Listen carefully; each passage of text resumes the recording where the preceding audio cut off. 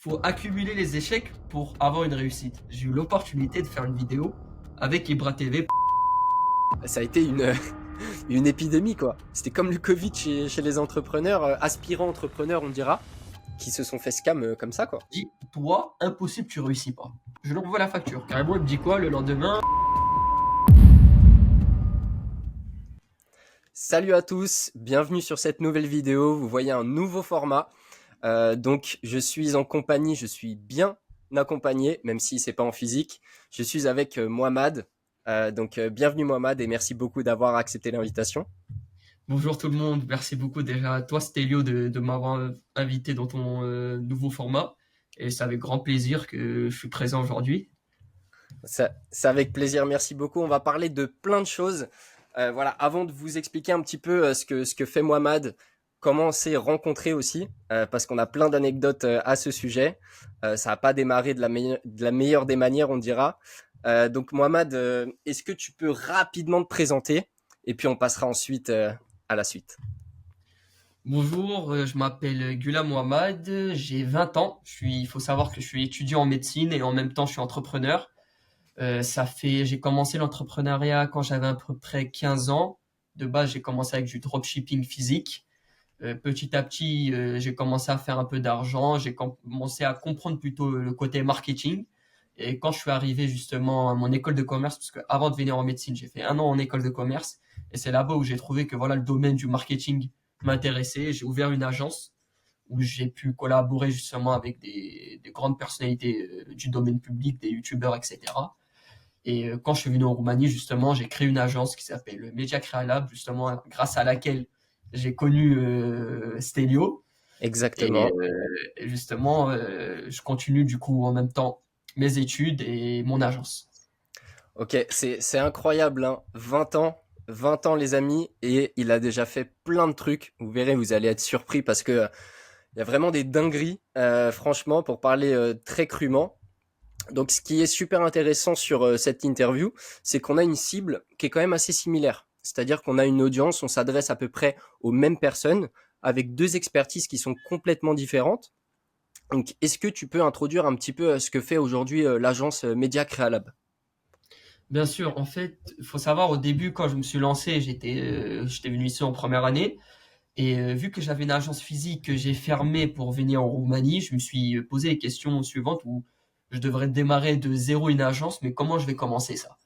Et justement, j'ai pris des coachings où j'ai commencé à peaufiner des nouveaux services et j'ai commencé tout d'abord par le montage vidéo où je faisais la technique d'avoir des monteurs au Pakistan, au Bangladesh, pas cher, pour ensuite mettre ma marge dessus et essayer de travailler avec des gens qui sont des business coach, des e-com coach, pour justement gagner une marge dessus et ensuite avoir assez de budget pour lancer un plus grand business. Et par la C'était, suite, on a pu, ouais, excuse-moi, c'était en quelle année ça? bien sûr, on a commencé ça en 2024. 2024, ok. Ok, donc Ah non, assez récemment. 2023. 2023. Parce que Ok, c'était ma première année. Bah là, je suis à ma troisième. ok. Ouais, c'est ça, je crois qu'on a commencé à travailler ensemble. Si je dis pas de conneries, ça devait être aux alentours de début 2020, fin 2023? Non? Ouais, totalement. C'était, je Ouais, crois, c'est ça? décembre. Ouais. Ok, ok. Excuse-moi, je t'ai coupé. Et du coup, après, une fois j'avais commencé à avoir certains clients dans le domaine du montage, j'ai commencé à créer un compte Instagram avec lequel justement j'avais prospecté à l'époque en DM Stelio et on a pu Absolument. collaborer ensemble pour du montage au début. Par la suite, j'ai commencé à introduire des nouvelles offres comme des tunnels de vente, des webinaires et maintenant on est vraiment spécialisé en fait dans la stratégie marketing, surtout organique pour nos clients où on va faire du script, on va créer leur script de A à Z. On va s'occuper justement de comment ils vont se filmer, si justement les rushs qu'ils vont nous envoyer, tout est parfait. Et par la suite, on fait le montage et aussi la publication. Donc on l'accompagne. Aujourd'hui, on a une offre où c'est du all inclusif, c'est-à-dire on va accompagner le client du début de sa communauté jusqu'au moment où il a créé une communauté en organique. Il commence à vendre en organique et il commence à avoir une certaine présence, une certaine personal brand dans ce domaine. Ok. Trop cool. Donc, du coup, c'est vraiment une agence 360. Avec, comme tu le disais, ça a démarré avec du montage vidéo. tu t'es directement spécialisé chez les coachs infopreneurs, même si tu as fait plein d'autres choses et on va en parler par la suite, notamment ce qui t'a amené vers le montage vidéo. Donc, montage vidéo, web design, funnel builder, également tout ce qui va être scripting. Quand tu dis les scripts, tu parles principalement des scripts, on va dire, sur les shorts, les reels, etc. Ou également des scripts qui sont VSL ou webinaire, ce genre de choses. Pour l'instant, on est vraiment spécialisé sur tout ce qui est script pour les réels. Ok, Après, on fait aussi les scripts des VSL. ok, Mais vraiment, notre domaine d'expertise, on va dire, c'est vraiment dans le domaine où on va vraiment créer les scripts en fait pour les réseaux du client. ok, très très clair. Écoute, j'ai une question pour toi. Qui est assez complexe, je pense, parce que moi, voilà, je m'imagine si on me pose cette question, je ne sais pas trop quoi répondre. Mais étant donné, voilà, on se connaît hein, avec Mohamed et on a discuté déjà longuement pour préparer un petit peu cette interview. Et il y a vraiment des phases de son parcours qui ont été ultra intéressantes. Et si tu devais justement résumer ton parcours en 3 tournants, ce serait quoi les 3 tournants vraiment qui t'ont à chaque fois, on va dire, fait évoluer? En 3 mots, tu veux Ouais, dire? ouais, non, tu peux développer. C'est vraiment les trois moments qui ont été décisifs pour prendre des décisions par rapport à l'agence. Genre typiquement, ça peut être premier moment quand tu t'es lancé dans le business, deuxième moment, qu'est-ce qui t'a donné envie potentiellement de faire du montage, tu vois, ce genre de choses. Bah, je dirais c'est plutôt en seconde. Bah, en seconde, c'était, je me rappelle très bien, c'était la période du Covid. Bah, il faut savoir, mon père justement, il était dans la restauration. Et quand le Covid est venu, j'ai vu que voilà, ça a mis un peu dans une situation assez délicate puisque ces restaurants se sont fermés. Et à ce moment-là, je parlais justement à un ami de l'époque où je lui ai dit que voilà, je pense que j'ai envie de me lancer dans le business, mais je ne sais pas comment je vais le faire. Mais je suis en train de réfléchir, je suis en train d'essayer d'exploiter un peu certaines niches. À ce moment-là, je me rappelle, je regardais des formations de Yomi Denzel, je regardais de d'autres aussi de l'affiliation marketing à ce moment-là aussi. Et après, j'ai commencé à peaufiner tout ça et je me suis dit, bon, c'est un peu compliqué, il faut un peu beaucoup, en fait, il faut beaucoup de budget pour ce type de business. Sauf que j'avais 15 ans. Donc j'ai fait quoi? J'ai commencé à m'informer sur Alibaba. Je me Ok, rappelle, il y avait des produits qu'on pouvait racheter. Et justement, il y avait des youtubeurs qui ont parlé où tu pouvais faire des marches comme des accessoires Apple, etc. Et j'ai commencé à acheter dessus. Et à ce moment-là, il y avait la bulle, en fait, explosive de Vinted. Ça a oui, commencé à vraiment venir à la mode. Et j'ai pris les premiers risques. Je me rappelle très bien que j'avais de l'argent de poche. J'avais 10-20 € par semaine que mon père me donnait justement parce que j'étudiais. En fait, mon lycée était assez loin de chez moi. Je pouvais pas rentrer à midi. ok, Et au lieu de manger à midi pendant mes pauses, j'étais à jeun et je gardais cet argent pour investir. ok, putain, c'est une dinguerie, hein. C'est vraiment une dinguerie. Déjà à 15 ans, c'est ça? Ah, c'est ça, totalement. J'avais 15 ans à l'époque. Et vraiment, j'ai pris le risque où je me suis dit, en vrai, je m'en fous de.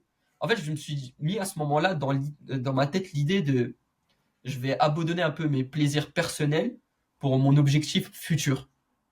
Ok, Et ça, j'ai vraiment commencé à faire des petits sacrifices. Parce qu'avant, je sortais beaucoup avec mes potes, je mangeais beaucoup de fast-food dehors, etc. J'ai commencé à m'abstenir à ce niveau-là pour vraiment me focaliser en fait sur lancer mon premier business. ok, Et quand j'ai lancé mes premières, je me rappelle sur Vinted, j'avais lancé avec des premiers accessoires, j'en avais commandé, je crois, une vingtaine. Avec ça, j'ai réussi à marger à 500-600 €. ok, Après, petit à petit, j'ai commencé à réinvestir. Vraiment, je réinvestissais tout l'argent que je gagnais. J'ai créé un compte Snap.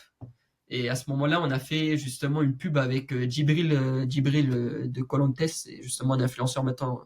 Vraiment, d'accord. il a vraiment fait le buzz avec Ashmi House, etc. Ok, je connais Et je pas suis du tout. passé. Je connais pas du tout. Ah, mais c'est un Ok, influenceur. C'est un ok, peu ok. un influenceur. Mais à ce moment-là, Ok, il avait fait en fait un concept où il avait fait koh mais dans des cités, dans des d'accord. banlieues. Ok, ok, ok. Et vu que un peu ma cible, c'était un peu les jeunes de banlieue, bah, en fait, j'avais commencé à comprendre, en fait, c'était quoi le persona. Ok, Comment, indirectement, c'est vraiment, je comprenais, en fait, quand je devais m'associer à quel type de personne pour attirer le type de clientèle qu'ils achètent mes produits, en fait. absolument. Et Ok, donc, Donc déjà finalement, une avancée dans le marketing sans même potentiellement le savoir, parce que là, tu es vraiment sur d'abord bah, de la vente d'accessoires, etc. Mais on va dire inconsciemment, tu te dis, bon, je connais un petit peu le type de mes clients, j'ai remarqué qu'il y avait des patterns récurrents, et tu t'es dit, bah let's go, je vais commencer potentiellement à m'associer avec quelqu'un qui a une communauté similaire à mes clients. Et du coup, ok. Donc ça, c'est, on dira peut-être la première phase C'est ça. C'est ça, ok. C'est Et vraiment la première phase de, on va dire, les premiers pas que j'ai fait dans le domaine du business. ok, ok. Et après, et après ça, justement, j'ai commencé à avoir un peu d'argent à ce niveau-là. J'ai rencontré mon associé où on s'est investi ensemble. Ok, On a fait la pub, etc. Là, c'était la période de terminale qui est venue. Il y a eu le bac. Et après ça, quand je devais m'orienter, ma famille voulait que je m'oriente plutôt dans une PACES. ok, Mais moi, je me suis dit que bon, je suis un peu dans le domaine du marketing, je voulais partir dans une école de commerce. Donc j'ai passé justement un examen d'entrée. J'ai été accepté dans une école de commerce. Je me rappelle, j'avais fait plusieurs entretiens.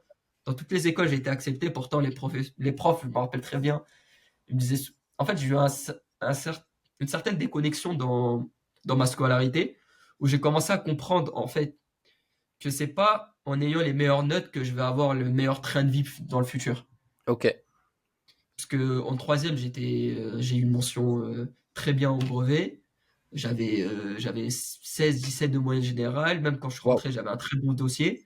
Ok, Pour ça, j'ai été pris dans l'un des meilleurs lycées à l'époque de l'Île-de-France, qui était super bien classé par rapport au lycée régieux de d'autres villes plutôt. Mais par contre, quand j'ai commencé l'entrepreneuriat, j'ai commencé à comprendre que, en fait, non, c'est pas ce que je veux pas être bon dans l'école.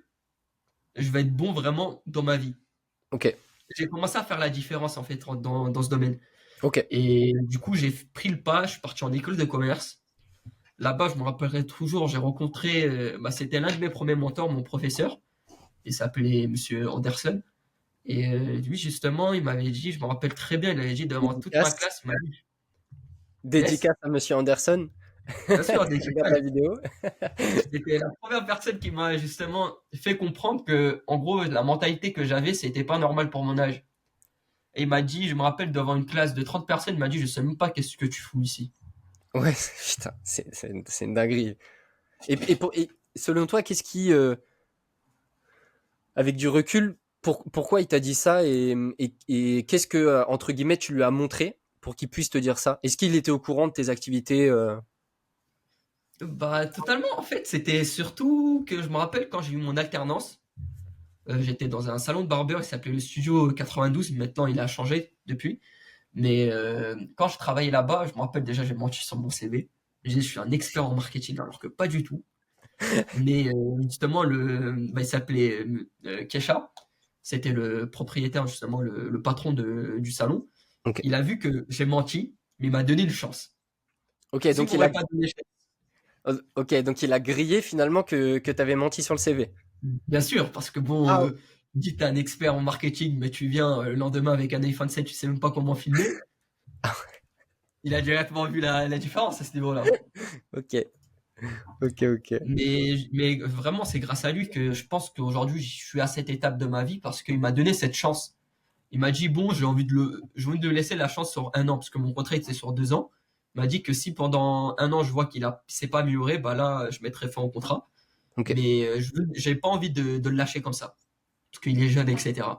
Et vraiment, ça m'a motivé. J'ai commencé à être autodidacte. Je me rappelle, j'avais pris des formations. J'ai oublié le site en question, mais c'était des formations à 20 euros. Où toutes les formations, ils sont à 20 euros. C'était un peu un site où tu peux acheter des mini-formations.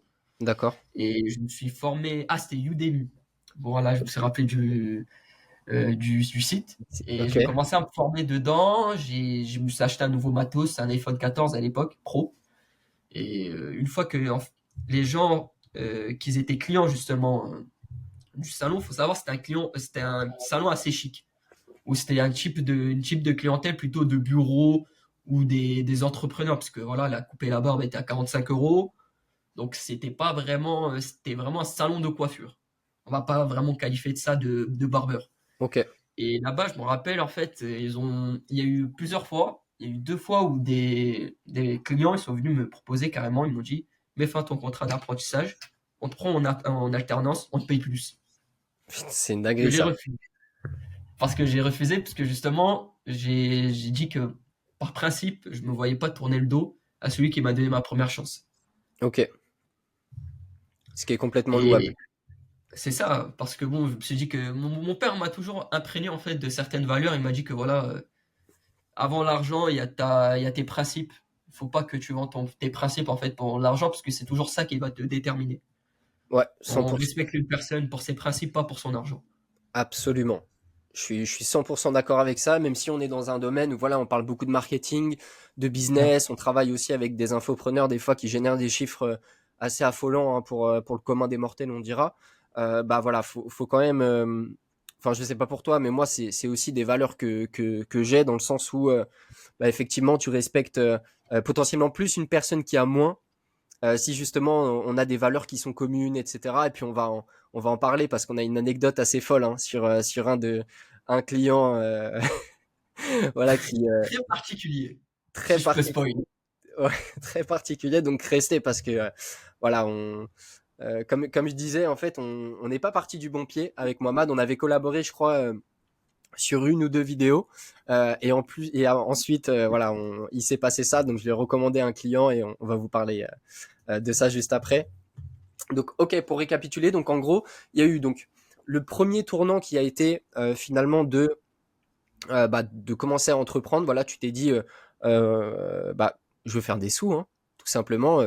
T'as très bien compris que, bah voilà, à 15 ans, il n'y a pas beaucoup de portes de sortie, si ce n'est effectivement la mode Vinted, où voilà, tu as commencé à vendre des accessoires. Ensuite, deuxième tournant, tu me dis hein, si je me trompe, mais deuxième tournant, ça a été de rejoindre cette école de commerce où là vraiment tu as eu cette anecdote justement avec ton prof qui te dit je sais pas ce que tu fous là. Euh, et le troisième tournant, est-ce que c'est le fait d'avoir justement, enfin le fait qu'on t'ait encore une fois tendu la main dans ce salon de coiffure? J'aurais plutôt mis ça dans le deuxième tournant parce que c'est dans le deuxième tournant où justement on m'a dit que bah, si tu veux pas changer en fait d'alternance, tu devrais penser à être freelance. Je savais pas à D'accord. cette époque en fait c'était quoi être freelance. Je me Ok. suis renseigné et j'ai appris qu'en fait t'es pas obligé d'avoir une société mais tu peux avoir une micro-entreprise, être auto-entrepreneur comme on dit juridiquement en France, qui te permet justement à travailler avec des professionnels, à les facturer jusqu'à un certain montant de CA annuel. Absolument. Et même tes cotisations, ils sont pas, tu dois payer, je crois, je payais. Même j'avais fait la demande de l'ACRE, donc j'étais exonéré d'impôts pendant 1 an. C'est ça. Ok. Et j'ai commencé comme ça mes premiers clients. Donc au début, bon, je savais que j'avais pas assez d'expérience. Du coup, pour faire mon portfolio, j'ai fait quoi? J'avais des numéros de certains clients, en fait, justement, qui venaient au salon, qui avaient leur propre business. Et j'ai commencé à envoyer, quand je les voyais ou si j'avais leur numéro perso, je les envoyais un message et j'ai proposé mes services gratuitement. J'ai dit que voilà, j'ai envie de me lancer dans ce domaine. Est-ce que ça vous intéresserait? Ils m'ont dit oui, oui, oui. Et j'ai commencé à me former vraiment tout le week-end. Lundi à vendredi, je faisais l'alternance l'école. Samedi et dimanche, je me réveillais à 5h, 6h. Je faisais 2 heures de transport. Pas payé, rien, gratuit. Et je partais faire des vidéos, faire du marketing, etc. Juste pour me former en fait et pour créer un portfolio. Ok. C'est assez dingue hein, d'avoir ce recul, surtout à cet âge-là. En plus, on en a discuté pour préparer cette interview, mais ça, c'est des trucs que je ne savais pas. Moi, c'est des choses que j'ai appris, notamment dans les livres, on en avait discuté, etc. Le fait de potentiellement proposer des services gratuits, etc. pour justement avoir bah, une base client, même si ce ne sont pas vraiment des clients. Et toi, tu l'avais vite intégré. Et ce qui m'a marqué dans la préparation, c'est que tu m'as dit que finalement, c'est arrivé de manière assez naturelle, même on peut en parler hein, de ce qui s'est passé avec voilà les gens dans le salon, le fait que tu ailles les contacter, que la façon dont tu vas leur parler, etc., pour qu'ils justement eux-mêmes s'intéressent à toi, qu'ils passent un agréable moment.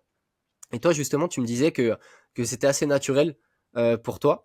Est-ce que tu peux développer là-dessus Bien sûr, en fait, à ce moment-là, comme t'as très bien expliqué, c'était naturel.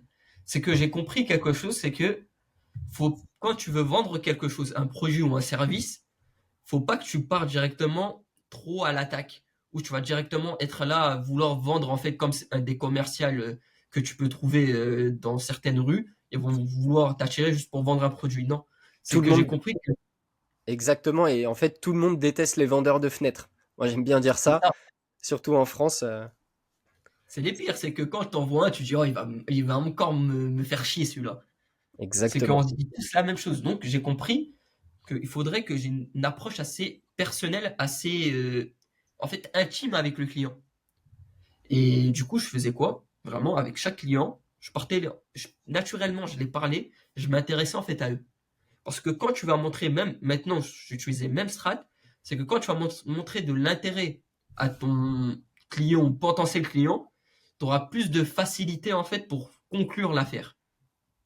Parce que justement, il va se dire que lui, il est différent des autres parce que il n'est pas là que pour vendre un service, mais pour créer une certaine Relation. relation avec moi. Mhm.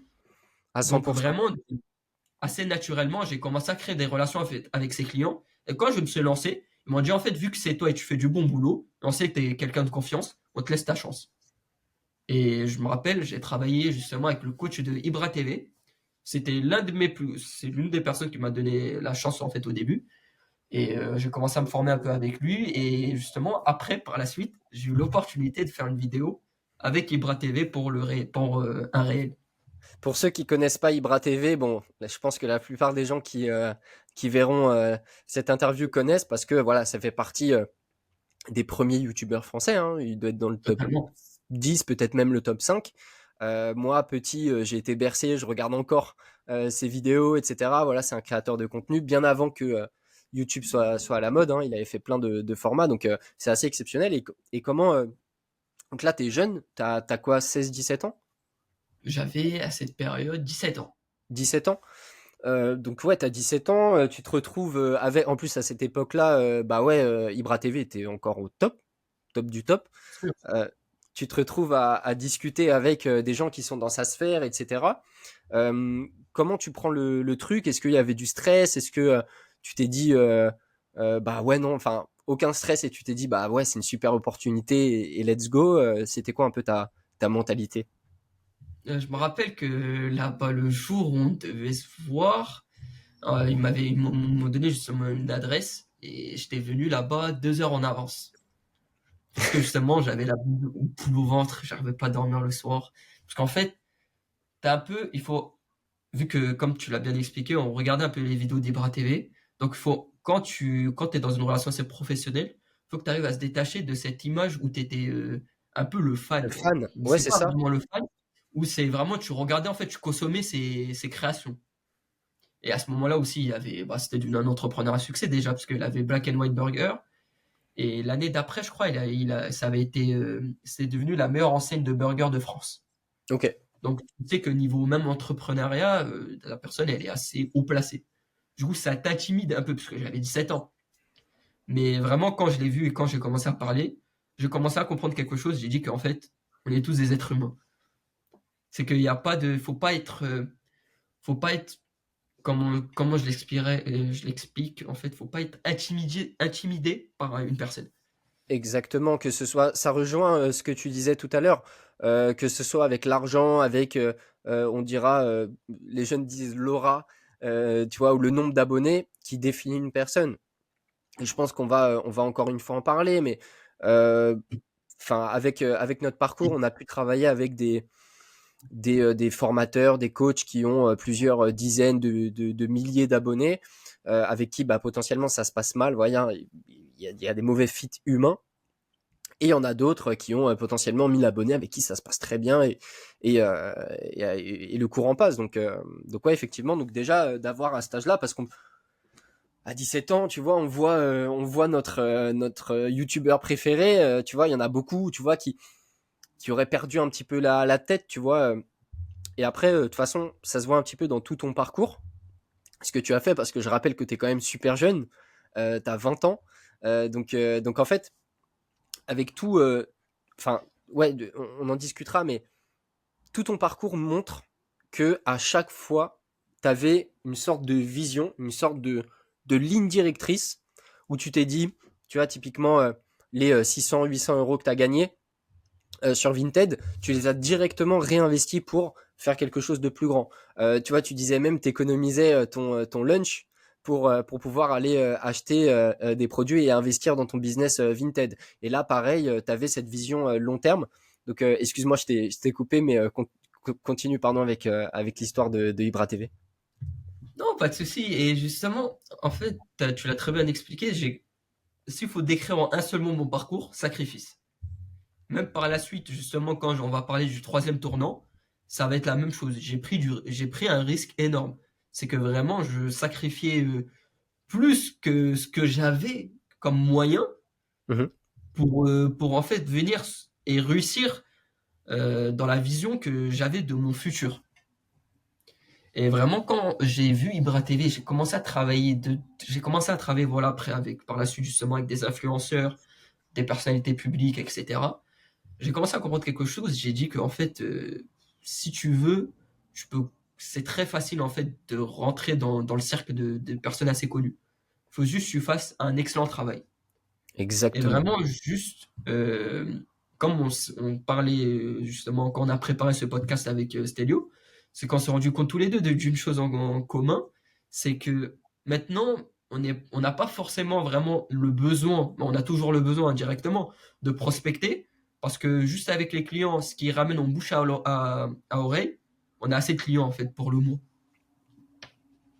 Exactement. Et ça, c'est là, ce que tu disais, c'est le résultat justement d'un travail qui est bien fait. Et justement, ça fait une excellente transition alors, alors ensuite, moi, j'aimerais parler un petit peu des risques, justement, prise de risque, parce que c'est encore une fois quelque chose dans ton parcours qui est quand même bien marqué. La prise de risque, tu parles même de sacrifice, des échecs, etc. On va parler un petit peu de ça, ta relation à l'échec, ce qui s'est passé, etc. Mais avant ça, j'aimerais comprendre euh, comment t'en es venu à te dire, ok, je suis freelance, voilà, je fais des créas, donc voilà, tu trouves des clients, notamment au salon ou ce genre de choses. Comment tu passes de freelance à un moment où tu dis non, moi ce que je veux, c'est créer une agence. Et quelles ont été, on dira, les motivations et l'objectif derrière ça? Bah justement, c'est au moment où j'ai vu que mon travail commençait à plaire aux gens. C'est que j'ai commencé à comprendre que je suis assez limité en fait en tant que personne seule. Parce que je faisais tout moi-même, le montage aussi je le faisais moi-même, je dormais presque plus. Je me rappelle ma mère elle me regardait, elle me voyait avec des gros cernes, elle me disait va dormir, c'est quoi, t'es toujours devant ton ordinateur à faire des montages, etc. Même mes frères m'appelaient le geek à ce moment-là, parce que justement ils me voyaient toujours dans mon ordi. Qu'est-ce qu'il est en train de faire? Est-ce qu'ils se demandaient ça en fait? Ce qui est totalement normal. T'as 17 ans, ils vont pas se dire que il est là, il veut devenir, il a une vision future. Tu vas dire non, il est en train de faire comme les jeunes de son âge, c'est-à-dire être sur son ordinateur à jouer à des jeux ou Tu autre veux, c'est chose. ça. Mais justement, j'ai vite compris que faut accumuler les échecs pour avoir une réussite. C'est que dans notre vision, en fait, toujours quand on va lancer un business, on va se dire c'est la meilleure idée au monde, c'est le meilleur business au monde, on va être millionnaire avec. C'est qu'à ce moment-là, on se fait bousiller en fait déjà le cerveau, puisque à ce moment-là, les réseaux sociaux montraient assez. Les réseaux sociaux en fait nous montrent des trains de vie exorbitants de certains influenceurs qui ont soi-disant réussi dans le trading ou autre, et tu te dis que voilà, la réussite du jour au lendemain, c'est possible. C'est accessible, ouais. Et justement, j'ai compris en fait dans mon parcours que non, ça n'existe pas, il n'y a pas de solution magique. Je me suis, j'avais tenté, je me rappelle, le copy trading. Je m'étais fait escroquer 300, 400 euros.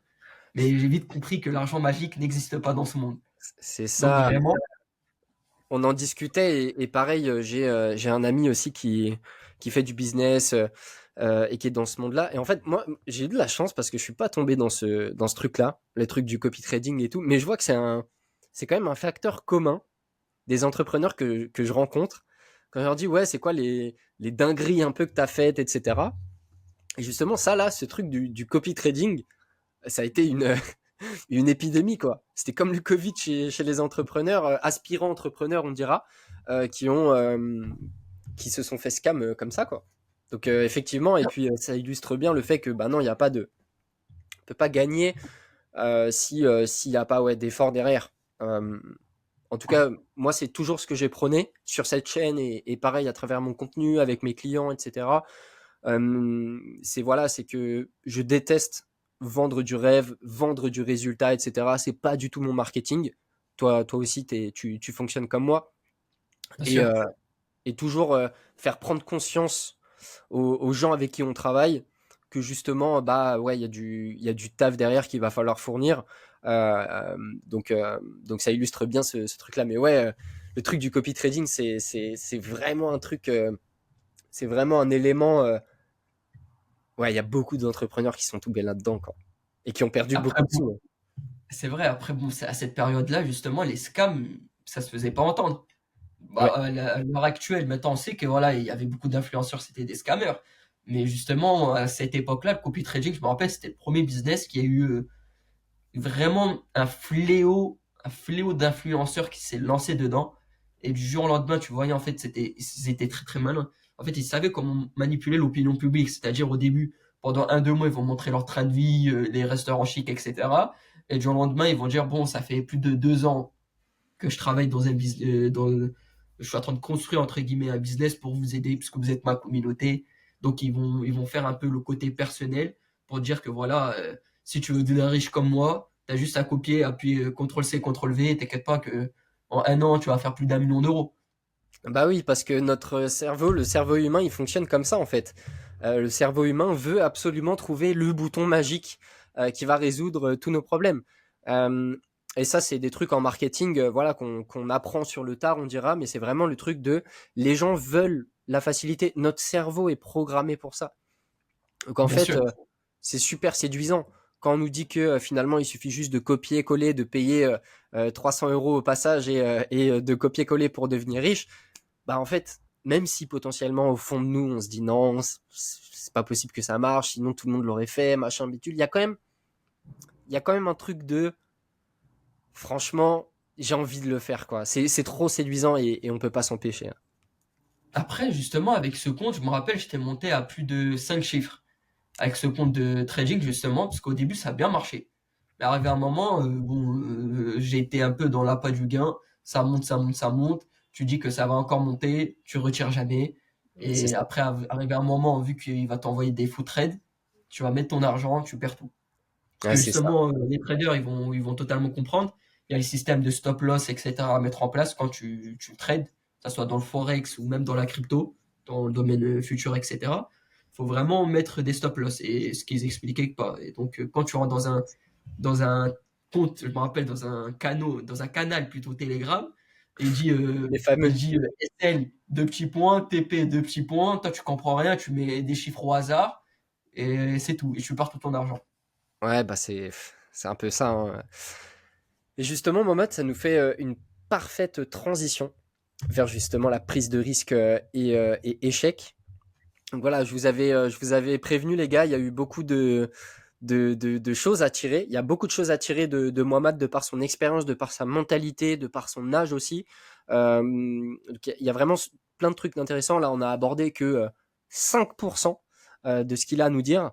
Donc justement, par rapport à cette prise de risque et les échecs potentiels, aujourd'hui avec le recul, pour toi, quelle a été la plus grosse prise de risque? Genre vraiment le truc enfin, avec du recul, tu te dis, mais en fait, j'étais un ouf de faire ça, quoi. Genre, quelle a été, ouais, pour toi, la plus grosse prise de risque dans ton parcours entrepreneurial? Je pense pour moi, justement, le plus grand risque que j'ai pris, où je me suis dit carrément là, en fait, en regardant en arrière, je me dis que j'ai été fou à ce moment-là, c'est que quand je suis venu justement en Roumanie, bah, c'est vraiment le troisième tournant en fait. Et quand j'ai refait justement, j'ai eu l'idée de créer l'agence Média Créalab, parce que maintenant on est vraiment sur les réseaux, etc. Je me suis dit, bon, il y avait un coach à ce moment-là, c'était un coach américain, et lui, il parlait justement de comment avoir des clients, comment construire une personal brand, etc. Et j'avais pris un appel avec lui. De base, je suis rentré dans l'appel, j'ai dit, bon, je vais juste écouter ce qu'il va me dire. J'ai pas envie d'acheter une formation. En fait, comme il m'a vendu le truc, je me dis, ah, ça me donne envie. Et je lui demande le prix. Je me rappelle, il m'avait dit 6 000 euros, c'était 1 500 € sur 4 mois. Ok. Faut savoir, je suis en Roumanie, j'ai plus d'économie. Donc T'es vraiment, étudiant. Je suis étudiant, c'est ça totalement. J'ai un loyer à payer, etc., etc. Je me gratte la tête, mon associé, je l'ai appelé. Je lui dis, bon, écoute, j'ai envie qu'on refasse l'agence, mais maintenant vraiment. Let's go. Alors, désolé les amis, on a une petite coupure qui ne se verra pas au montage, mais dans tous les cas, donc on était en train de discuter sur la grosse prise de risque que tu avais pris justement avec ce coach qui te demandait du coup 6 000 € et qui a, je crois, réussi à te closer, c'est ça? C'est ça totalement. En fait, comment il avait parlé et comment il m'avait ramené le truc, je me suis dit qu'en fait, il me faut son coaching pour comprendre comment structurer mon agence. Donc, quand il m'a dit 6 000 €, comme j'ai expliqué justement quand il y a eu la coupure, j'ai appelé mon associé, j'ai dit, bon, écoute, j'ai envie qu'on prenne un coaching. Il me dit, ok, c'est pourquoi? Je dis, pour grossir l'agence, pour comprendre vraiment plus on approfondit la structure qu'on doit mettre en place justement pour avoir le côté un peu hybride, puisque là, on va plus être là en physique avec le client, mais vraiment, on va travailler par distance. Donc, on a besoin de ce Parce, coaching. parce que effectivement, je le dis pour l'audience, mais en gros, ce que tu faisais justement avant ça, c'est que bah, tu étais en physique, c'est-à-dire que tu allais tourner avec les clients, tu étais vraiment là, et en fait, vraiment le côté pur digital, c'était pas forcément une évidence pour toi à ce moment-là. Donc, et Bien sûr, justement, tu as été contraint de passer en digital parce que justement, tu déménageais en Roumanie notamment pour bah, justement continuer tes études. c'est ça. C'est ça. Et Ok. je me suis dit, comment faire en fait? Comment ça peut marcher une agence qui a un format distanciel? Mais vraiment, j'ai appris quand j'ai regardé bah, par la suite vraiment les études de marché, même dans le marché américain, qu'il y a beaucoup d'agences aujourd'hui. Les agences qui fonctionnent le mieux, c'est les agences qui sont dans le format vraiment distanciel. Parce que quand tu es en physique, tu as plus de coûts, de reviens, etc. Il te faut une équipe vraiment plus, on va dire, plus nombreuse. Ouais, c'est ça. Alors que là, même le coût, il est moindre et en plus de ça, la rentabilité est supérieure. Du coup, je dis à mon associé, je dis ouais, on prend ce coaching. Il me dit d'accord, je te suis si tu penses. Parce que mes associés, ils m'ont toujours donné une confiance aveugle. Parce qu'ils ont toujours dit que je sais que là où on est arrivé aujourd'hui, c'est vraiment parce que tu as pris tous ces risques. Donc si tu penses une décision elle est bonne à prendre, on va pas réfléchir 100 fois, go. Donc vraiment Et une quand je confiance l'ai dit, en aveugle. fait, c'est ça. Parce qu'ils savent que, en fait, ils me font confiance déjà parce que c'était mes amis justement avant d'être mes associés. Mais aussi, ils ont vu que en fait, mon sérieux et comment je travaillais, que vraiment à ce niveau-là, je vais pas prendre des décisions sans réfléchir. Mais cette décision, en y réfléchissant, je me dis quand même, j'ai pas trop réfléchi, je pense. Ok. Parce que Parce j'ai signé le contrat et on a réussi justement, je m'étais carrément, je pense, endetté pour payer justement la première tranche de 1 500 €. Et j'ai signé le contrat du coaching à 6 000, alors que dans nos comptes bancaires, on n'avait même pas 6 000 €. ça, c'est vraiment une énorme prise de risque. Restez jusqu'à la fin parce qu'on va voir justement s'il l'a rentabilisé. C'était un coaching, hein, c'était pas une formation en ligne. Non, c'était un coaching, mais en plus, en fait, c'était un coaching one-to-one et il y avait aussi des vidéos qui nous apprenaient, entre guillemets, comment construire son personal brand, etc., etc. Ok, ok. Donc ça, c'était vraiment la partie. Donc ouais, quoi, énorme prise de risque. Pas forcément grand-chose sur le compte bancaire. Étudiant, c'est la première fois que tu pars à l'étranger vivre. Ah, c'est ça. En plus, C'était la première fois que je partais à l'étranger. Il faut savoir aussi, je fais une petite parenthèse parce que j'avais oublié de donner une information juste avant. Il faut savoir, avant de venir en agence hybride, il faut savoir en physique, les contrats en question que j'avais, c'était des contrats à plus de 5 chiffres, c'est-à-dire c'était à peu près aux alentours, ça dépendait du contrat, mais c'était entre 6 000 et 12 000 € sur l'année par client en fait. Et j'avais justement trois gros contrats avant de venir en Roumanie, ce que j'ai dû du jour au lendemain perdre. Et aussi, il y a eu des erreurs à cause de certaines décisions et aussi que mon équipe avait fait, ok. qui ont fait qu'on avait perdu justement ces contrats. Et donc, quand j'étais venu dans l'optique de refaire une agence hybride et distancielle, j'avais le moral au plus bas. Mais j'ai quand même pris le risque. Ouais, franchement, tout le monde ne l'aurait pas pris. Très honnêtement, je sais pas. Si tu vois, j'essaye de transmettre ça. Dites-nous en commentaire d'ailleurs si vous auriez pris ce type de risque, parce que franchement, faut le faire. Faut avoir une sacrée paire de... mais franchement, voilà. Donc, ok, trop cool. Donc, voilà, un coaching à 6 000. Étalé en plusieurs fois, c'est en 4 fois du coup, 6 fois? Non, C'est 4 ça, fois. c'est complètement. Ouais, ok.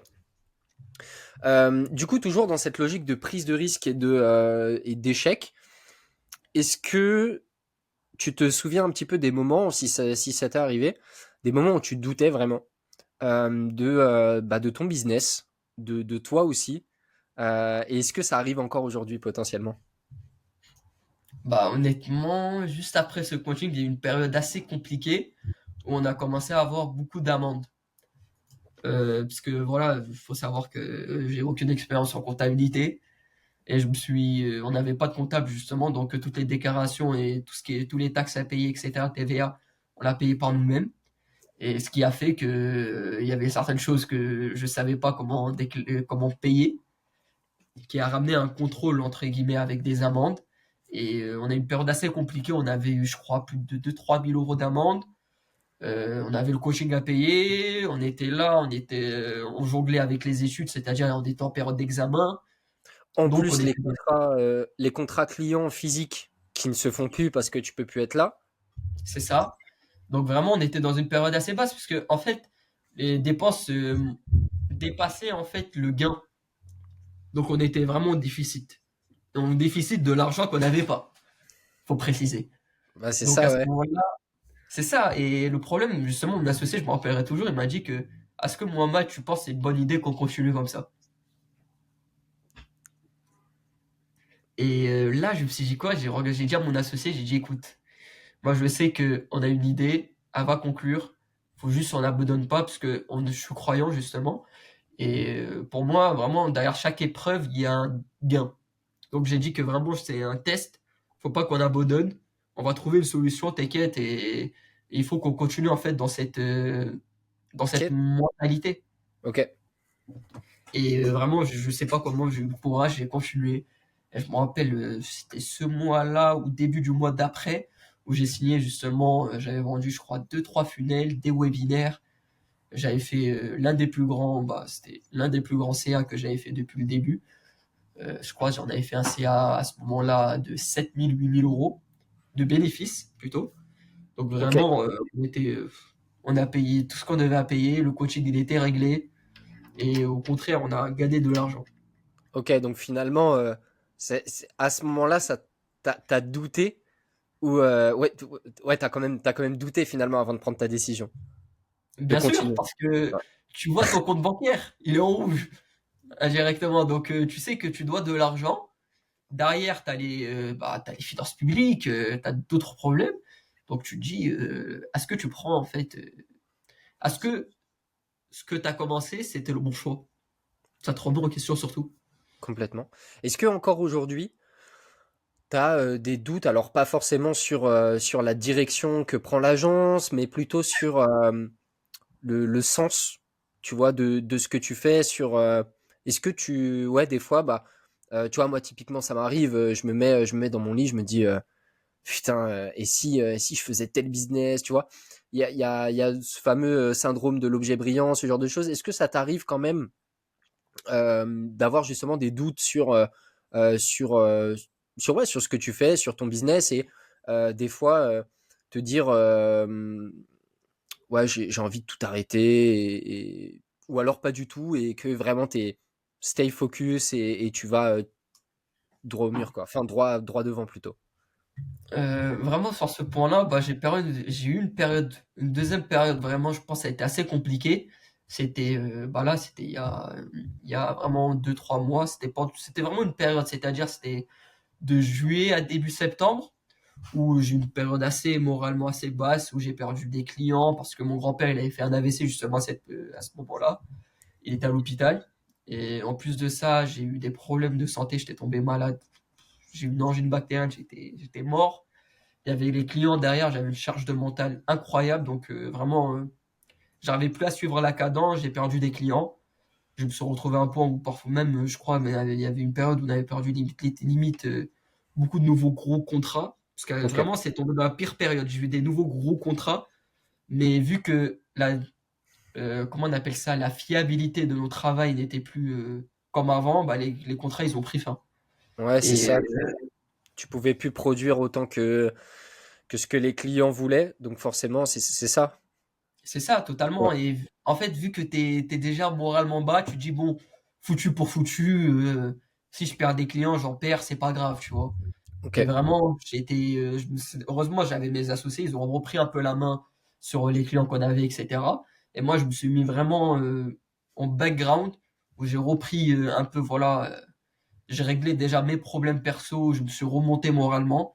Et vraiment, quand je suis revenu bah, en période de septembre, là, j'ai vraiment pensé que voilà, bon, là, il faut que je recommence à scaler, il faut que je remette tout en place. Donc là, on a repris la création de contenu, on va reprendre plutôt, reposter des vidéos.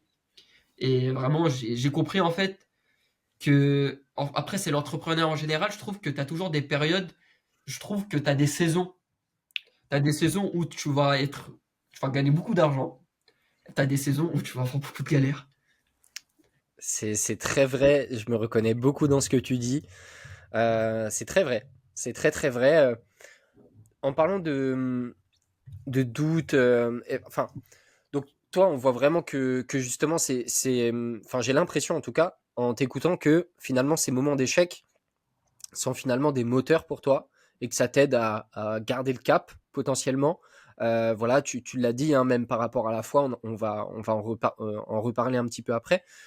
Est-ce que tu penses que pour les infopreneurs, les coachs et tout qui nous écoutent, est-ce que tu penses que pour toi, c'est obligatoire d'avoir des échecs pour pouvoir réussir?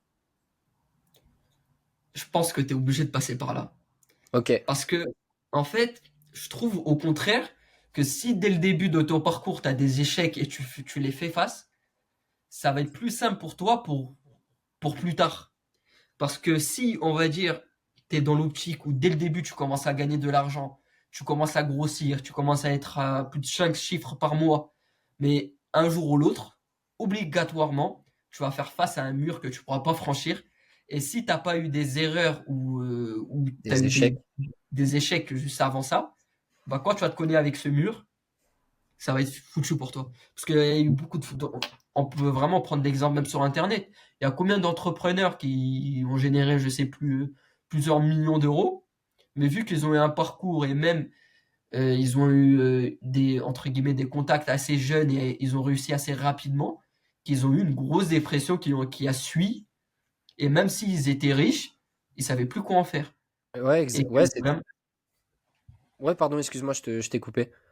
non, que vraiment, en fait, par exemple, même le créateur de Loom, il a vendu une entreprise à plus de presque 1 milliard. Mais aujourd'hui, Ok. il dit que j'ai plus de sens à ma vie. Donc, vraiment, je trouve que l'échec façonne notre réussite, mais aussi notre personnalité. Et c'est vraiment important, en fait, pour un infopreneur ou même un entrepreneur en général, ou même dans la vie en général, je pense que Ouais. vraiment, c'est important de passer par ces étapes-là. Ouais, je te rejoins à 100%. Vous verrez, hein, au fil de la discussion, ça va peut-être être chiant, mais je suis très, très souvent d'accord avec Mohamed. Justement, à la fin, on va faire un débat un petit peu sur des points de désaccord, notamment sur contenu organique et ads. Ce sera la première fois qu'on va se mettre en désaccord potentiellement, mais oui, en tout cas, je suis d'accord avec ça, avec le fait de justement que les échecs peuvent. Alors, je sais pas si tu es en fait obligé d'avoir des échecs, mais les échecs forcément ça forge. Quand je vois, tu vois, voilà, les clients que j'ai qui réussissent le mieux en général sont des gens qui ont, c'est horrible à dire, hein, mais qui ont souffert de par soit leur entreprise, soit leur histoire, etc., qui ont quelque chose à prouver. Tu vois, si on prend typiquement, donc tu as donné l'exemple du gars de Loom, mais tu as aussi Elon Musk. Elon Musk a eu plein de soucis avec son père, etc. Et en fait, potentiellement, le moteur en lui-même est mauvais, donc, à savoir, tu sais, la relation avec son père, machin et tout ça, mais au final, ça lui permet de faire des choses qu'on aime ou qu'on n'aime pas, tu vois, mais ça lui permet de faire des choses qui sont assez exceptionnelles et que la plupart des gens ne feront pas, quoi. Donc, effectivement, moi, je suis plutôt partisan de ça et les échecs, les prendre plutôt comme des opportunités plutôt que une fin et vraiment un mur et ça s'arrête là, quoi. C'est ça. Euh, Et ok. Euh, Justement, donc tu parlais que justement, enfin voilà, dans ton discours, on sent vraiment que les échecs, tu vois, quand je t'ai demandé, est-ce que parfois tu doutes et tout, oui, tu arrives à me demander, tu vois, t'arrives à me donner, pardon, des éléments où effectivement tu doutais un petit peu, mais on sent derrière qu'il y a toujours le mais. J'ai douté, mais ça m'a permis, tu vois, et justement, où tu trouves cette force-là. Potentiellement, on parlera aussi de la foi, comment ça peut nous aider. On est tous les deux croyants. Moi, je sais que ça m'aide dans mon business. Je pense que toi aussi, et ça va faire partie aussi du chapitre d'après, notamment l'éthique, etc. Mais voilà, pour faire court, comment tu trouves la force pour justement garder cette vision et surmonter à chaque fois les échecs? Je pense que vraiment, j'ai vu l'exemple depuis que je suis tout petit. Par exemple, je viens pour rentrer vraiment plus dans le côté un peu personnel, Bien mon sûr. grand-père, il était entrepreneur. Il avait un magasin justement de tissus, il était fournisseur de tissus, Ok. de coton, etc. pour les marques de vêtements en général. Mon père, par la suite, était entrepreneur, il avait ses restaurants. Il faut savoir qu'il avait quand j'étais jeune, bon, je comprenais pas cette période-là, mais je vais pas mentir, mais mon père, il a assez réussi dans sa vie. Du sens où il a commencé en tant que serveur, mais par la suite, à son prime, on va dire, il avait un restaurant à la Tour Eiffel, Notre-Dame, il avait à côté du Parc de Princes. Donc, il avait dans des grosses localisations, il était vraiment connu sur Paris, bah, pour dire que voilà, si on veut quelqu'un qui a réussi dans la restauration, bah, on peut voir mon C'est père. lui. Parce Ok. qu'il avait vraiment réussi dans ce domaine. Du coup, j'ai vu depuis petit l'exemple de l'entrepreneuriat, faut faire face à faut faire face à des échecs pour réussir. Ouais. Même mon père, par exemple, là, ça fait vraiment, je pense, avant de venir en Roumanie, il y a 2, 3 semaines, j'étais assis avec mon père, justement, un soir, devant la télé, il me dit, tu sais, Mohamed, je vais te dire quelque chose, que vraiment, si tu veux réussir dans la vie, il faut faire face à des échecs. Et même, il faut prendre des risques. Parce que dans d'autres familles, on va dire, ils se sont beaucoup plaints. Ils ont dit à mon père, parfois, tu as pris trop de risques. Parce que voilà, parfois, il a pris tellement de risques et il a perdu de l'argent. Il m'a dit que si j'aurais pas pris ces risques, je serais même pas au point où j'en suis aujourd'hui. Il a dit déjà, ma vie, elle a été construite sur les risques. Donc vraiment, c'est vraiment, je pense, c'est une question de mentalité que j'ai pu recevoir de mon père. Il m'a appris en fait à comment être une bonne personne, mais aussi que si tu veux réussir et tu veux être différent par rapport aux autres, bah faut que dès le début, tu te démerdes et Que tu apprennes de tes échecs et que tu surmontes ça. Donc, tu avais vraiment l'exemple familial de ça. c'est ça, T'étais vraiment, j'avais l'exemple familial, mais aussi, mon père, par exemple, ce que les gens, ils ont reproché dans mon université, en vrai, on peut en parler, ça me pose pas de problème, au contraire. C'est que, et ils ont dit, carrément, ça m'a fait rire, un moment, il y a un mec, il a osé me dire, en face, hein, il a dit, ouais, t'as réussi parce que t'as été chanceux, ou t'as réussi parce que, justement, il y avait ton père derrière. Pas du tout. Moi, mon père, au contraire, il m'a montré beaucoup d'exemples, mais il m'a jamais, comment dire, bah, il est pas j'ai jamais. déjà, il est pas C'est du tout dans ce domaine-là. Tu vois, il a pas du tout les compétences que toi tu peux avoir, etc. Alors à la limite, potentiellement sur ce que tu disais, sur la mentalité, sur le mindset, sur voilà, mais euh, enfin, tu vois, ouais, c'est comme dire, j'en sais rien moi, demander à Bernard Arnault de construire une fusée, tu vois. Même si potentiellement, tu vois, Elon Musk et Bernard Arnault sont kiff-kiff au niveau de l'entrepreneuriat, bah, tu vois, c'est des domaines qui sont complètement différents. Donc, c'est ça, mais pas que. Les gens, ils ont aussi reproché du sens où si tu t'es lancé, c'est parce que t'avais ton père qui t'a donné de l'argent derrière. d'accord, ok. En gros, c'est lui qui a soutenu tout ton parcours, alors que je me demande à mon père, hein, honnêtement. Et même mon père, carrément, aujourd'hui, il sait pas ce que je fais. C'est ce que tu me Parce que disais, j'allais rebondir dessus. Quand on a préparé cette interview, justement, tu me disais que bah, finalement, t'en parles pas encore à ton papa de tes activités. Ouais. c'est ça, en fait, j'en parle pas parce que, en fait, j'ai envie de faire une surprise à mon père. Parce que j'ai envie d'atteindre un certain montant que je vise. En fait, je vise à peu près les 20 000 à 30 000 € par mois.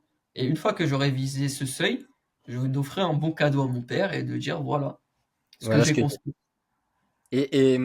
quand tu dis 20-30 000, c'est de CA ou de bénéfices? Euh, pour certains, ça va être CA, mais moi, je vise plutôt les bénéfices. Ok, très très solide. Ok, bah Et je écoute, pense, ouais, pardon, je t'écoute. désolé, et je pense que ça va être possible cette année.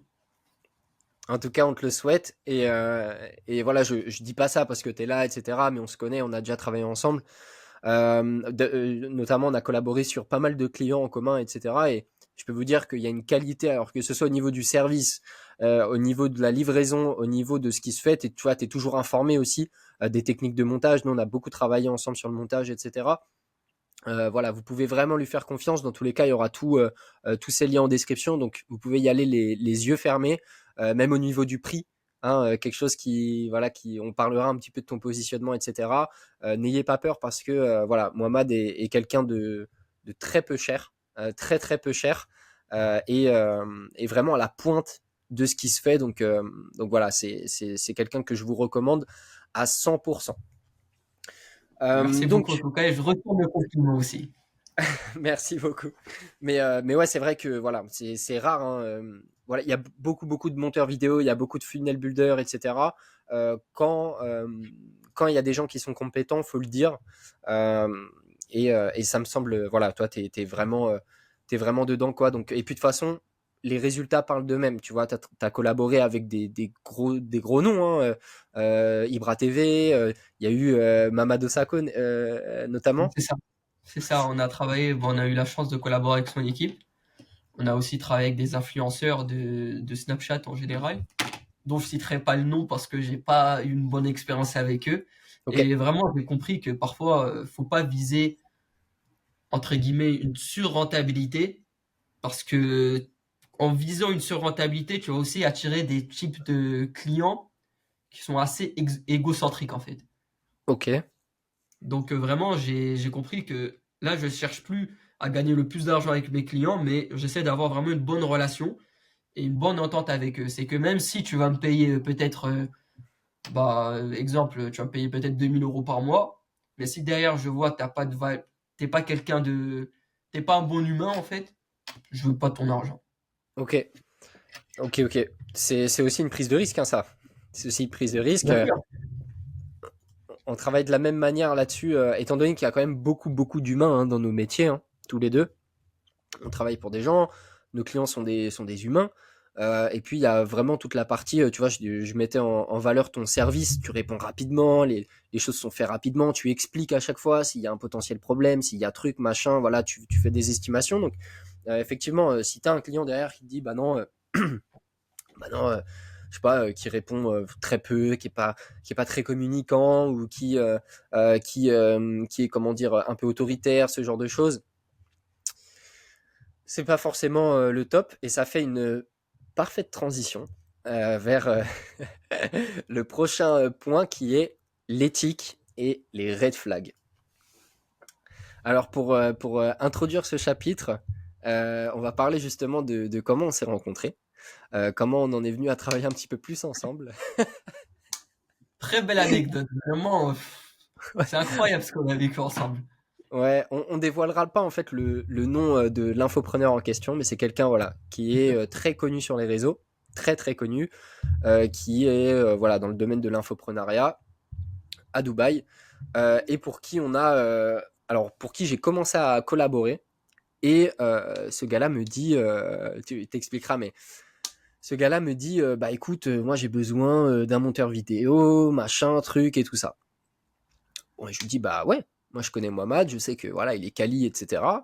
Et puis je crois que tu m'avais fait genre un ou deux montages. Je sais même pas si tu t'avais déjà monté pour moi à ce moment-là, non? Bien sûr. Ouais, J'avais déjà monté pour toi et je crois même que tu m'avais déjà envoyé, j'avais déjà construit des ads pour tes clients à ce moment-là. Parce que sur certains ads, j'avais fait le montage aussi. ok, ok. Mais c'était vraiment le tout début, on se connaissait pas trop et tout ça. C'était C'était ouais. Et du au coup, début de notre relation, vraiment. c'est ça. Et du coup, bah, je lui dis bon, bah voilà, le numéro de Mohamed, machin et tout ça. Et, euh, et en fait, voilà, il y a quelques semaines qui se passent, etc. Et Donc là, je vais tourner plein de contenu en attendant. Donc, je sais pas, peut-être un mois passe, quelque chose comme ça. C'est ça. Donc là, je tourne plein de contenu, une VSL, je réserve genre 2 ou 3 heures de studio et tout ça. Et j'envoie un message à Mohamed. D'habitude, qui répond genre en 1 heure, tu vois, t'as ta réponse et tout ça. Le gars, j'envoie un message et en fait, j'ai pas de réponse. Et il me répond genre le lendemain. Et justement, tu vas pouvoir dire un petit peu ce qui s'est passé pendant ce mois-ci. Ouais, du coup, voilà, il me dit que, bah, en fait, il y a des trucs qui se sont mal passés avec ce client. Est-ce que tu peux dire un petit peu ce qui s'est passé sans rentrer trop dans les détails hein, pour pas qu'on l'identifie, mais Bien sûr. C'est que, en fait, comme Stélo, il a bien raconté, il m'avait contacté parce que justement, le client, il cherchait un monteur aussi, il voulait faire des logos en 3D. Donc, je lui ai dit, bien sûr, il n'y a aucun problème, je vais prendre en, en fait, je vais vraiment bien le servir, ça va être nickel, vu qu'en plus, moi j'ai toujours eu, Stelio va pouvoir appuyer là-dessus, mais quand on me recommande, je suis encore plus dans les détails. à Parce fond. que je fais attention aussi au, en Oh, fait, à ce que la personne qui m'a recommandé soit bien contente? vue. Complètement. C'est ça, soit content. Et justement, alors, je travaille avec ce client, en vrai, il m'avait fait des grosses commandes. Donc je me dis parfait, ça veut dire le CA du mois, il va être encore plus gros. Nickel, je demande rien. Je travaille avec lui. En plus, il était vraiment, vraiment honnêtement, il était très très chiant dans ses demandes. Dans des détails, parfois on a dû reconstruire plusieurs fois ce qu'on faisait pour lui. Et quand on l'a fait, il est arrivé au mois où il devait me payer. Je crois la facture à ce moment-là, il était à plus de 500 ou 600 euros, je me rappelle pas plus très bien, mais je sais que c'était une certaine somme. On était presque aux 4 chiffres. Et je lui envoie le lien Stripe. À ce moment-là, en fait, il me recommande à son pote qui faisait du casino, je crois. Il voulait que je travaille pour lui, mais éthiquement et moralement, je voulais pas. J'ai refusé, donc on s'était pris la tête un peu là-dessus. Même si, honnêtement, il me proposait un très bon billet, mais j'ai dit que c'est un domaine que j'ai pas envie de toucher. Donc arrive le moment où je dis, bon, faudrait que j'encaisse quand même. Ça fait plus de 30 jours au travail ensemble. Je lui envoie la facture. Carrément, il me dit quoi le lendemain? Il me répond pas. 2 jours après, il me répond pas. Je le relance. Il me dit, ah frérot, j'ai déjà payé, mais il faut que tu me fasses aussi une facture sur mon adresse à Dubaï. Je dis, ok, je te fais la facture, tiens. Le lien Stripe, il est toujours là. Et là, il me dit quoi? Il me dit, ouais, j'ai payé, c'est bon, t'as reçu. Je regarde Stripe. Tu, quand t'es dans le délit, tu re-uploads 6, 7, 8 fois. Je vois, non, le paiement, rien n'est effectué. Et carrément, il me dit quoi? Il me dit, ah, je pense qu'il y a un bug, tu vas recevoir l'argent dans 2, 3 jours. Mais tiens, j'ai un autre boulot à te donner. Sachant que Je Stripe, regarde. hein, pour ceux qui connaissent pas, c'est du direct, hein, c'est un lien de paiement, c'est comme sur une boutique, hein, t'achètes un surf en ligne, voilà, tu payes, c'est débité de ton compte, quoi. C'est ça, c'est Et directement. Après, moi, je me suis dit, attends, mais non, je pense qu'il me prend pour un con. Donc, je dis quoi? Je dis non, je fais pas le boulot tant que tu me payes pas. Il me répond plus. Donc, à ce moment-là, j'ai compris. Je me suis fait escroquer. Et c'est ça. après, bon. Et en plus, le pire dans tout ça, c'est que vu que le travail était effectué par mon équipe, par mes monteurs, et j'ai des freelances aussi, qui travaillent parfois avec moi, donc j'ai dû payer au contraire de ma poche. Donc après, il bloque, et justement, à ce moment-là, Stelio m'envoie un message. Moi, dans C'est ma ça. tête, je me dis, vu que c'était Stelio qui m'a recommandé, est-ce que je le réponds ou pas? Après, j'ai mis de côté vraiment en fait, la haine que j'avais envers ce client, parce que je me suis dit, Cielo, lui, il a rien à voir. Peut-être même lui-même, il s'est fait escroquer de l'argent. Et en fait, je me souviens encore, parce que tu me dis, parce que en gros, tu m'envoies un vocal et tu me dis, Stelio, voilà, je sais pas trop si je devais répondre à ton message, parce que justement, en fait, ton pote, machin, et il m'a pas payé, machin et tout ça. Donc tu m'expliques l'histoire. Moi je dis, mais attends, je le connais pas le mec. Tu vois, genre c'est un client, machin et tout. Et en fait, toi, j'avais l'impression que tu avais internalisé le fait que tu avais l'impression qu'on était potes et tout ça avec ce gars-là, alors que justement, je commençais à travailler avec lui. Et justement, tu me racontes ça et tout. Tu me dis, bah, il m'a. Putain, et en fait, et là, je me sens super mal parce que c'est moi qui te l'ai envoyé. Tu vois, c'est moi Bah, qui te l'ai envoyé et tout. Je me dis, putain, mais enfin voilà, je me dis, c'est une dinguerie quoi. C'est une dinguerie, voilà, la collaboration qui commence super mal. la Bon, et relation puis, aussi, parce que indirectement, on se connaissait pas vraiment à cette période. non, Donc, pas, en vrai, moi, j'ai pas mis une étiquette haute, mais tu peux quand même penser que l'autre, il va penser que je suis un escroc ou je À, suis mi- mêlé à ses affaires. à 1000%. En fait, je me sentais trop mal et tout, tu vois. J'étais là à me justifier. Je dis, mais je te jure, je le connais pas et tout ça. Et en fait, et du coup, bon, déjà, il me dit ça. Donc, forcément, au niveau de l'image et de la relation que Mohamed et moi, on peut avoir, bah, voilà, c'était pas gagné, on dira. Mais en plus de ça, bah, moi, j'ai peur aussi pour mon service. Parce qu'on est en train de travailler ensemble. Et moi, je facture, voilà, à la fin, enfin, en tout cas, à cette époque-là, je facturais pareil à la fin du mois, comme toi. Et ce qui ne, voilà, bon, en gros, hein, pour vous la faire courte, j'ai été payé que une partie, finalement. Donc, euh, donc voilà, assez dingue sur ce client. Et justement, ça nous fait. Ouais, ça, je sais pas si tu as un truc à rajouter par rapport à cette histoire, mais. Au final, en fait, on s'est tous les deux C'est fait fait fumer. escroquer. Exactement, c'est tous les deux fait en fumée. Et justement, peut-être qu'on peut tirer un petit peu des apprentissages de ça. Je sais pas pour toi, mais moi en tout cas, cette histoire, c'était la première fois que ça m'arrivait, justement, de ne pas me faire payer hein, pour une presta. Est-ce que aujourd'hui, tu vois, si demain, tu as un infopreneur, tu vois, qui voit cette vidéo et qui se dit, bah top, je vais contacter Mohamed, est-ce que tu as on dira, des red flags un peu sur des clients, sur des appels prospects que tu peux avoir et tu te dis, tu refuses, tu vois, voilà, des éléments qui te font tilt dans ta tête et tu te dis, bah non, je peux pas travailler avec ce client. Je pense que déjà, le type de personne que je trouve le plus compliqué vraiment à convaincre, et même quand il travaille avec toi, même si tu me montres tous les résultats du monde, il va être super chiant, c'est la personne qui a déjà eu une mauvaise expérience avant toi. C'est que lui, en fait, il aura directement l'image du gars qui va me faire signer un contrat avec engagement et que derrière, il va pas donner un bon service, donc, entre guillemets, je me fais escroquer mon argent. Donc, si tu vois quelqu'un qui est trop, il parle beaucoup trop de résultats, Ok. tu sens le client chiant à venir. Ok. Celui aussi qui veut pas te faire, qui veut pas signer de contrat ou qui veut pas te donner d'avance. Parce que maintenant, justement, je pense que c'était lui aussi. Nous deux, on fonctionne avec des contrats et des avances pour garantir justement qu'on reçoit quand même un certain montant et que c'est pas nos frais en fait. On va vraiment faire payer parce qu'on va mettre en place pour le client justement. Absolument. Et ça m'est arrivé plusieurs fois. Il y a des clients, justement, ils ont utilisé la carte de la religion. T'es mon Ok. frère, t'es mon frère, t'es mon frère. Et quand j'ai dit signer un contrat ou donne-moi une avance, Il n'y avait plus personne. il n'y avait Putain, plus mais personne. attends, juste pour revenir sur le premier truc, juste pour bien comprendre. Donc, le premier red flag, ce serait quelqu'un qui a eu une mauvaise expérience avec un autre, Une autre comment dire, agence. une autre agence. C'est ça. Ok, ok, je suis très d'accord avec ce que tu dis. Je suis très d'accord avec ce que tu dis. Donc, pareil, s'il y a aussi des agences et tout qui nous écoutent, ou des freelances, etc. Pareil pour les infopreneurs aussi. Hein. Pour les infopreneurs, je sais pas, s'il y a un infopreneur parmi nous qui est potentiellement coach sportif, parce que je sais que c'est une verticale qui est assez concurrentielle, si vous avez un prospect, vous pouvez nous dire aussi en commentaire si ça vous arrive. Moi, je sais que quand j'ai un prospect au téléphone qui me dit, bah ouais, mais en fait, j'ai testé en citant en plus le nom de l'agence ads ou le nom du freelance, il me dira, mais c'était horrible, ces trucs, ces machins.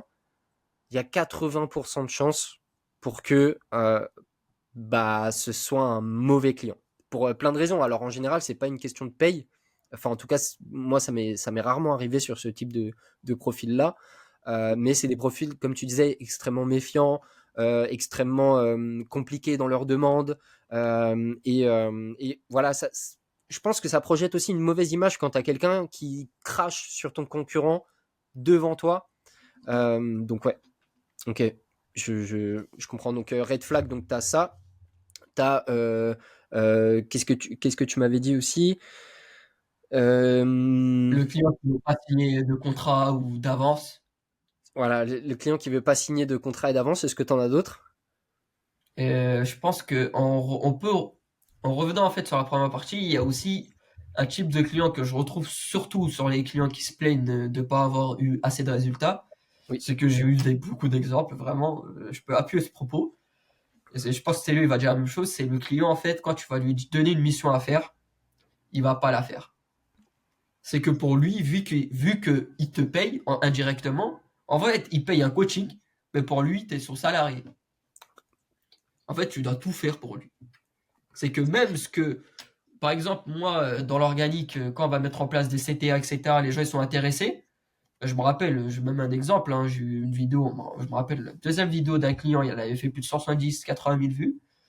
Il y a eu, je crois, waouh, plus de 300, 400 commentaires. Et vraiment, il répondait sur des séquences, c'est-à-dire il répondait, je pense, à 10 personnes par jour, voire par tous les 3 jours. Ok. Donc indirectement, dans cette période, le prospect, il va devenir un prospect froid, il va plus être intéressé. Et même quand il va lui envoyer en fait son calendrier de réservation d'appel, il va mettre des disponibilités dans 2, 3 semaines. Et sur ce point-là, je lui ai dit qu'on devrait mettre un setter en place, et il va pas t'écouter. Mais écoutez pas, ça rentrait d'une oreille, ça ressortait de l'autre. Même si le client en question était super gentil, hein, sympa. Mais après, faut pas venir se plaindre et dire que j'ai pas assez de résultats. Quand on met en place une stratégie, il faut la suivre de A à Z. Et c'est ça le problème, en fait, ce que même vous, directement, il faut que vous compreniez, c'est que vous, quand vous prenez un coaching, vous payez justement un accompagnement, faut pas oublier que l'autre personne qui est en face de vous, c'est pas votre salarié et qu'il est là, en fait, il a tout à gagner ce que quand vous êtes satisfait de son service. Parce que si vous n'êtes pas satisfait de son service, il perd un client et aussi ça lui fait de la mauvaise pub. Donc pourquoi il va, en tout cas moi et Stelio, je suis sûr qu'il fonctionne pareil, c'est que pourquoi on ne se donnerait pas 100% pour un client? Mais il faut que lui aussi, il donne autant d'énergie que nous on donne pour lui. Absolument, absolument. Et c'est pour ça aussi que tout le contenu gratuit qu'on fait, hein, que ce soit toi ou moi, hein, sur les réseaux sociaux, c'est effectivement, tu vois, on va pas mentir, ça reste du marketing pour derrière convertir potentiellement des prospects, mais en fait, c'est aussi pour vous donner tout plein d'informations. C'est-à-dire que, tu vois, tu parlais de toutes ces choses, donc le fait de répondre rapidement aux commentaires, le fait de répondre, en fait, c'est peut-être bête, hein, mais quelqu'un qui est pas dans le marketing, qui comprend pas les codes des réseaux sociaux, ce genre de choses, qui a pas eu l'habitude de faire, tu vois, bah, comme tu disais, 70, 80 000 vues, bah peut-être que dans sa tête c'est trop, enfin voilà, c'est pas clair. Et justement, Mohamed, je sais que tu es bon là-dedans. C'est pour expliquer aux clients justement ce qui se passe et tout ça. Donc profitez en fait, pour conclure, profitez un petit peu des réels qu'on peut faire, des vidéos YouTube, etc. Il y a plein de valeurs. Et justement, quand Mohamed, tu expliques cette pépite qui est finalement vraiment de répondre rapidement aux prospects, justement parce que lorsqu'un prospect va vous écrire sur une vidéo YouTube, sur une vidéo Insta ou peu importe, il est chaud dans l'instant T. Il est chaud maintenant. Donc en fait, on est bombardé tous les jours de milliers, milliers, milliers de contenus. Donc il faut l'attraper à ce moment-là, le plus rapidement possible. Et au plus vous allez lui répondre rapidement, et au plus il sera chaud. T'es d'accord avec ça, Mohamed? Bien sûr, je suis totalement d'accord avec toi. Et même, en fait, sur ce point-là, il faut pas oublier que vraiment, c'est pour vous. C'est que peut-être nous, on est chiant indirectement à vous demander de refaire plusieurs fois la chose, et que derrière, vous avez payé. Si on veut, on peut rester là. Dans tous les cas, on a l'argent qui rentre, un contrat qui est signé, on a notre avance. Si vous faites pas votre boulot, ok. Mais au contraire, on va vous relancer pour que derrière, vous ayez cette rentabilité, vous ayez cette réussite, et qu'on peut se dire à la fin, on est content de notre travail. Alors que quand, par exemple, pour ce client, à la fin, je me rappelle, ça a pris fin parce qu'il a dit c'était trop cher et il n'a pas eu cette rentabilité, il pouvait s'en prendre qu'à lui-même. Ouais, c'est clair. Ouais, ouais, c'est vrai, c'est très vrai. Donc, voilà, écoutez un petit peu, renseignez-vous sur des contenus gratuits, etc. Ça fait toujours la différence.